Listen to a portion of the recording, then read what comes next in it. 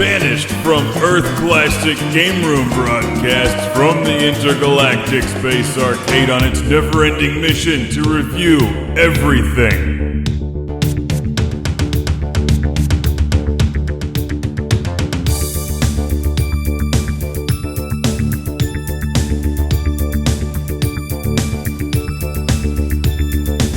Welcome to Classic Game Room. What happens when you combine the excellent Top Gun with the amazing Jungle Strike? You get the very mediocre Top Gun Combat Zones on the Game Boy Advance. Anybody seen a Game Boy Advance around here? It's Top Gun Combat Zones for the Game Boy Advance. From 2003, a game based on the incredible motion picture Top Gun. But can it really be a Top Gun game or a Top Gun anything without Kenny Loggins? I mean, Top Gun is good by itself, but the addition of Kenny Loggins makes it amazing. I just watched the movie again recently, and I gotta tell you, playing with the boys is like my theme song.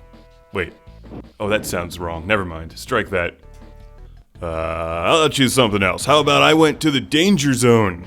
Or the theme song from Caddyshack. Or Take My Breath Away by Berlin, who is a terrific group, actually. It's a shame that's the song they're most famous for. Anyway, I must be on an 80s movies video game kick here because I just reviewed Ghostbusters for the Atari, which has one thing this game doesn't have. Some music from the movie. Ray Parker Jr. recreated in Atari is fabulous. So where's any of the music or the style or the fun and excitement of Top Gun in this game? All of it is missing, even the beach volleyball scene. In the part where Tom Cruise shows up for a date and just rudely takes a shower at her place. Like, that's just awesome. Instead, we get a mixture of 3 different flight action games, a top-down style like Jungle Strike, some side-scrolling shooter action, and then some behind-the-plane style like the old Top Gun game on NES or Afterburner. None of which are done terribly well, I'm afraid.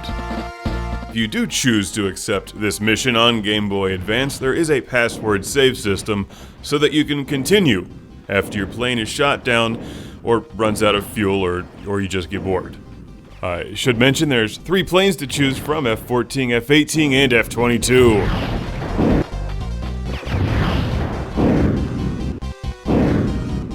You have several weapons available as you're flying around, like machine guns, homing missiles, and bombs. You can frequently choose between air targets and ground targets. The top-down sequences, like Desert Strike or Jungle Strike, don't have the personality of Desert Strike or Jungle Strike, so they quickly became boring and the dreaded missions after the side-scrolling and Afterburner parts of the game, but even those aren't terribly well designed. The whole thing feels really sloppy and like it was made on a super tight budget, simply to cash in on the Top Gun license, which I assume it was. You know, Game Boy Advance games are kind of hit or miss like that. You've got some really good ones and then shovelware. I think Top Gun Combat Zones is interesting, even if I don't recommend it. It's kind of neat that this exists. So I do have a Classic Game Room shout out and thank you to send all the way to Fuzzle Bob in Strongsville, Ohio, the Buckeye State. So thank you, Fuzzle Bob. It's Top Gun Combat Zones, and I would recommend sticking with Top Gun, the movie, or Top Gun on the NES. I also highly recommend the Top Gun soundtrack on cassette. That way you can take it with you in your Walkman.